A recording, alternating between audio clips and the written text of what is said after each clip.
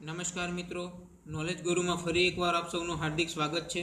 આજનો આપણો ટોપિક છે રેમન મેગ્સેસ એવોર્ડ.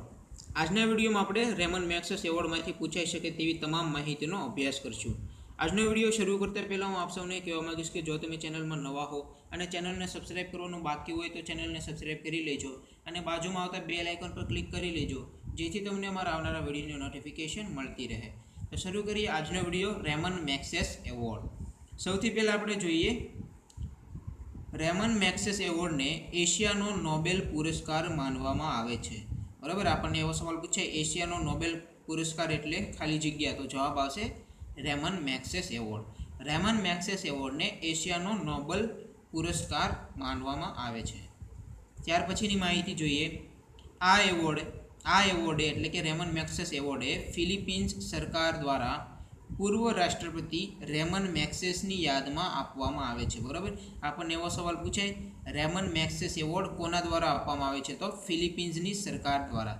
અને કોની યાદમાં આપવામાં આવે છે, તો રાષ્ટ્રપતિ રેમન મેગ્સેસ. બરાબર, નામ જ એમના ઉપરથી એવોર્ડનું રાખવામાં આવેલ છે. બરાબર, ફિલિપિન્સ સરકારના પૂર્વ રાષ્ટ્રપતિ રેમન મેગ્સેસની યાદમાં રેમન મેગ્સેસ એવોર્ડ આપવામાં આવે છે. બરાબર, જેમનું મૃત્યુ 31 ઓગસ્ટ 1957ના રોજ થયું હતું.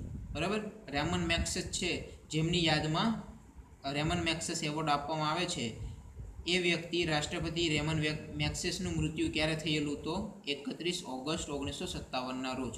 તો ફિલિપિન્સ સરકારના પૂર્વ રાષ્ટ્રપતિ રેમન મેગ્સેસની યાદમાં રેમન મેગ્સેસ એવોર્ડ આપવામાં આવે છે. ત્યાર પછીનો મુદ્દો જોઈએ. 31 ઓગસ્ટના રોજ મનીલા ખાતે આ એવોર્ડ આપવામાં આવે છે. બરાબર, રાષ્ટ્રપતિ રેમન મેગ્સેસનું મૃત્યુ થયેલું 31 ઓગસ્ટે, તેમની યાદમાં જ 31 ઓગસ્ટે જ મનીલા ખાતે રેમન મેગ્સેસ એવોર્ડ આપવામાં આવે છે. બરાબર, ક્યારે આપવામાં આવે છે, તો આપણને રાષ્ટ્રપતિ રેમન મેગ્સેસની મૃત્યુની ડેટ આપણને યાદ હોય 31 ઓગસ્ટ છે. બરાબર, તો તે જ દિવસે રેમન મેગ્સેસ એવોર્ડ છે એ આપવામાં આવે છે. કઈ જગ્યાએ આપવામાં આવે છે, તો ફિલિપિન્સના મનીલા ખાતે. બરાબર, ફિલિપિન્સ દેશનું એક શહેર છે મનીલા, ત્યાં રેમન મેગ્સેસ એવોર્ડ આપવામાં આવે છે. ત્યાર પછી આ એવોર્ડ મેળવનાર પ્રથમ ભારતીય કોણ હતા. બરાબર, રેમન મેગ્સેસ એવોર્ડ મેળવનાર પ્રથમ ભારતીય કોણ હતા, જવાબ આવશે વિનોબા ભાવે. વિનોબા ભાવેને 1958માં બરાબર 1958માં રેમન મેગ્સેસ એવોર્ડ આપવામાં આવે. તો પ્રથમ ભારતીય કોણ હતા, તો વિનોબા ભાવે. ત્યાર પછી જોઈએ રેમન મેગ્સેસ એવોર્ડ મેળવનાર પ્રથમ મહિલા કોણ હતા, તો પ્રથમ મહિલા હતા મધર ટેરેસા. મધર ટેરેસાને 1962માં રેમન મેગ્સેસ એવોર્ડ આપવામાં આવેલ. બરાબર, પ્રથમ ભારતીય વિનોબા ભાવે અને પ્રથમ મહિલા મધર ટેરેસા. ત્યાર પછી જોઈએ રેમન મેગ્સેસ એવોર્ડ મેળવનાર પ્રથમ ગુજરાતી કોણ હતા, તો પ્રથમ ગુજરાતી હતા Ilaben Bhatt. Ilaben ભટ્ટને 1977માં Ramon Magsaysay award આપવામાં આવેલ. બરાબર, તો આ ત્રણ નામ યાદ રાખવાના છે. રેમન મેગ્સેસ એવોર્ડ જીતનાર પ્રથમ ભારતીય તો વિનોબા ભાવે, પ્રથમ મહિલા તો જવાબ આવશે મધર ટેરેસા, અને રેમન મેગ્સેસ એવોર્ડ મેળવનાર પ્રથમ ગુજરાતી તો આવશે ઈલાબેન ભટ્ટ.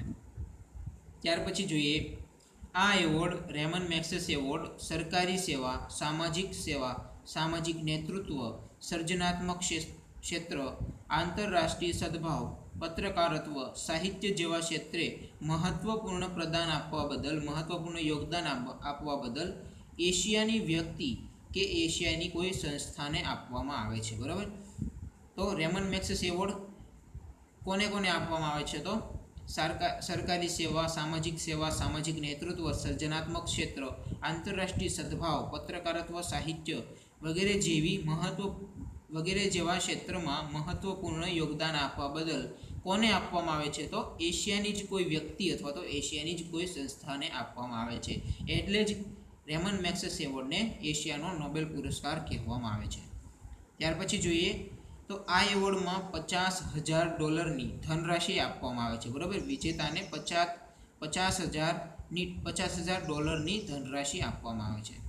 તો રેમન મેગ્સેસ એવોર્ડમાં આપણે કઈ વસ્તુ યાદ રાખવાની, એક તો એશિયાનો નોબેલ પુરસ્કાર માનવામાં આવે છે. કોના દ્વારા આપવામાં આવે છે, તો ફિલિપિન્સ સરકાર દ્વારા આપવામાં આવે છે. બરાબર, તેમના દ્વારા એક ફાઉન્ડેશન બનાવવામાં આવેલ છે રેમન મેગ્સેસ એવોર્ડ ફાઉન્ડેશન. તો ફિલિપિન્સ સરકાર દ્વારા પૂર્વ રાષ્ટ્રપતિ રેમન મેગ્સેસની યાદમાં રેમન મેગ્સેસ એવોર્ડ આપવામાં આવે છે. ક્યારે આપવામાં આવે છે? તો 31મી ઓગસ્ટના રોજ આપવામાં આવે છે. ક્યાં આપવામાં આવે છે? તો મનીલા નામના સ્થળે, બરાબર, મનીલા નામના શહેરમાં રેમન મેગ્સેસ એવોર્ડ આપવામાં આવે છે. પ્રથમ ભારતીય પૂછાય તો વિનોબા ભાવે, પ્રથમ મહિલા પૂછાય તો મધર ટેરેસા, પ્રથમ ગુજરાતી પૂછાય તો ઈલાબેન ભટ્ટ. પછી કોને કોને આપવામાં આવે? તો કોઈ એશિયાની કોઈ વ્યક્તિ કે કોઈ સંસ્થાને આપવામાં આવે છે ને ઇનામમાં $50,000ની ધનરાશિ આપવામાં આવે છે. તો આજના વિડીયોમાં આપણે અહીં સુધી રાખીએ. આવતા વિડીયોમાં નવા ટોપિક સાથે મળીશું. આજનો વિડીયો જો તમને પસંદ આવે તો લાઈક કરજો, તમારા મિત્રો સાથે શેર કરજો અને ચેનલને સબસ્ક્રાઈબ કરવાનું બાકી હોય તો ચેનલને સબસ્ક્રાઈબ કરી બાજુમાં આવતા બેલ આઇકન પર ક્લિક કરજો, જેથી તમને અમારા આવનારા વિડીયોની નોટિફિકેશન મળતી રહે. Thank you for watching my video. Thank you.